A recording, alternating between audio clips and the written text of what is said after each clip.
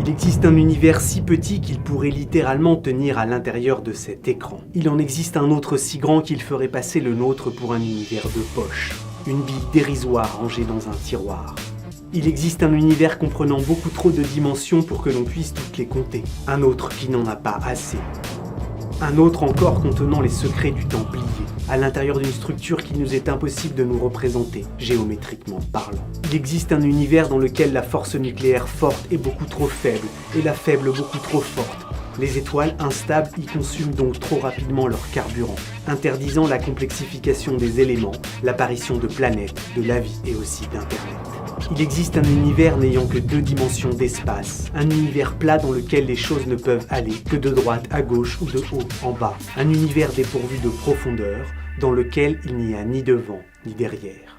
Il existe un univers dépourvu de matière dans lequel aucune étoile n'a jamais vu le jour, un autre extrêmement lourd mais dans lequel aucun soleil n'est capable de s'allumer. Un autre encore où toutes les étoiles ont depuis longtemps été consumées. Il existe un univers dans lequel l'émergence de formes de vie intelligentes est d'une banalité affligeante. Celles-ci se construisent autour du carbone, du fer, de l'aluminium, comme du silicium. On y trouve des créatures faites de cristaux et d'autres modelées à base de microscopiques gouttes d'eau. Certaines tirent leur force du feu de la combustion, quand d'autres aspirent de l'air pour alimenter leur digestion.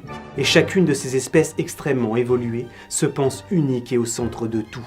Toutes ont imaginé et inventé des dieux pour se donner un sens, justifier leur puissance, expliquer la raison de leur existence. Et ces vivants s'écharpent, se font la guerre pour prendre le pouvoir et le donner aux dieux auxquels ils pensent avoir donné vie en se mettant à croire, sans savoir que ces derniers ont depuis longtemps déménagé en apprenant qu'il existe. Un autre univers gorgé de vie dans lequel les paramètres des lois de la nature sont si fluctuants et chaotiques qu'ils en deviennent impossibles à comprendre. Et toute forme de vie, aussi intelligente soit-elle, en est réduite à se passer de toute technologie. Il existe un univers dans lequel les étoiles n'y ont jamais formé suffisamment de métaux, ni d'éléments entrant dans la composition des cristaux, et sur les planètes légères au cœur nécessairement mou. Là où des formes de vie intelligentes sont apparues, il n'y eut jamais aucun âge de pierre comme de fer, et ceux qui y vivent en sont réduits à transformer leur monde sans outils. Il existe un autre univers en tout point identique au nôtre, à l'exception près que la valeur de la force électromagnétique y possède une valeur d'1 millionième de fois plus faible que celle qu'elle prend dans le nôtre. Et tous les électrons s'y sont écrasés sur le noyau des atomes. Ici, aucune molécule ne peut exister. Le cosmos y est sans chimie et à jamais sans vie. Il existe un univers où à la surface de milliards de planètes sont apparues autant de formes de vie complexes, dotées de gros cerveaux et de petits égos. Et chacune de ces civilisations, après avoir mis au point des technologies insoupçonnées, des outils fabuleux, poussés par la curiosité et l'envie de partager ses découvertes, s'est tournée vers les étoiles. Mais chacune tentative de communication est restée lettre morte. Personne n'a jamais répondu. Car dans cet univers, la lumière qui possède une masse se déplace à la vitesse d'une limace. Et ces milliards de civilisations, mues par l'espoir d'une rencontre, resteront à jamais incapables de communiquer entre elles. Ici, les autres existent, mais ils sont seuls, eux aussi.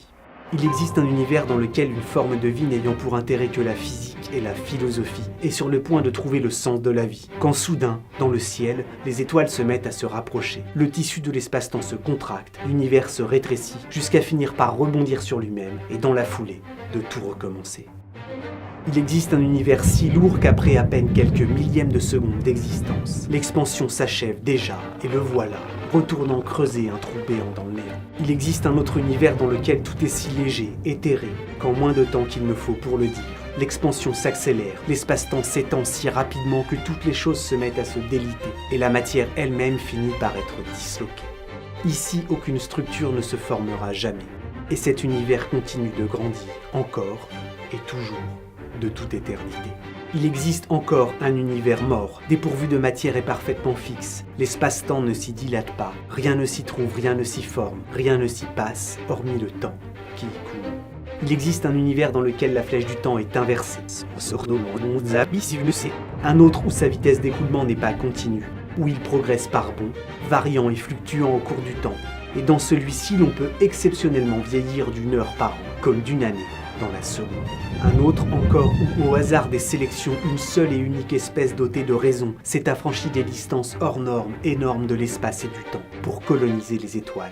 Ayant réussi à vaincre la mort et à tuer la guerre, cette espèce colonise en paix cet univers jusqu'à la fin des temps. Mais ce succès a le goût amer de la tristesse, car par une étrange trajectoire dans leur évolution, aucun individu de cette espèce n'a jamais été doté d'émotions. Il existe un univers dans lequel toutes les particules possèdent une unique et même charge électrique. Et cet univers richement doté en matière, et pourtant d'un terrifiant ennui. Car ici, tout se repousse, rien ne se touche, rien ne se lie. Il existe un univers parfaitement propice à l'apparition de la vie, à l'exception près qu'il est dépourvu de gravité. Ici aussi, rien ne se lie, rien ne se crée.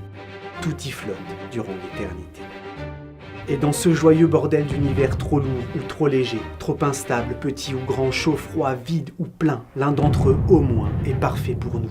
Les lois de la nature y semblent finement réglées, pour permettre l'apparition de galaxies riches en étoiles, donnant naissance dans leur sillage à des cortèges de planètes. Et sur l'une d'entre elles, au moins, pendant des milliards d'années, la vie, disposant des bons ingrédients, y a évolué jusqu'à prendre une forme consciente de la position privilégiée, de naître dans la peau d'un vivant suffisamment intelligent pour se rendre compte qu'il l'est, vivant et intelligent. À savoir celle d'un humain, levant les yeux au ciel et se demandant « Mais sérieux, c'est quoi ce bordel ?» Il existe un autre univers qui possède exactement la même histoire que celui-ci, si ce n'est qu'on y trouve sur une planète en tout point identique à la nôtre, 66 millions d'années après qu'un astéroïde l'ait frôlé de près, une ribambelle de dinosaures philosophes se posant la même question. Sérieux, c'est quoi ce bordel? Bref, il existe enfin, très vraisemblablement, un multivers, suffisamment vaste pour contenir, telle une bibliothèque de Babel de la réalité, une quantité phénoménale, une infinité d'autres univers possibles, ayant des lois et des destins différents, des univers hostiles et stériles, ou accueillants et hébergeant quantité de vivants. Des univers remplis à ras-bord de choses que même nos imaginations les plus débridées ne sauraient imaginer, et d'autres parfaitement vides. Et si vous ne savez pas quoi penser de cette vidéo, rappelez-vous qu'il existe un univers dans lequel vous la détestez, et un autre où vous l'aimez, avec entre les deux toutes les nuances de possibilités. Et pour se pencher sur les différents types de multivers qui existent, et tenter de rendre l'existence d'une autre probable, je vous donne rendez-vous dans une semaine et dans cet univers-ci. Mais en attendant, n'oublie pas, il existe un autre univers dans lequel tu t'abonnes, tu partages et tu me suis sur Insta. Il existe encore un autre univers qu'à la forme aux grandes échelles d'un évier, et tout d'un coup la réalité se met à dévier et le réel à se contracter. Il existe un autre univers dans lequel tu me soutiens sur Tipeee. Il existe même un univers dans lequel cette vidéo ne s'arrête pas maintenant.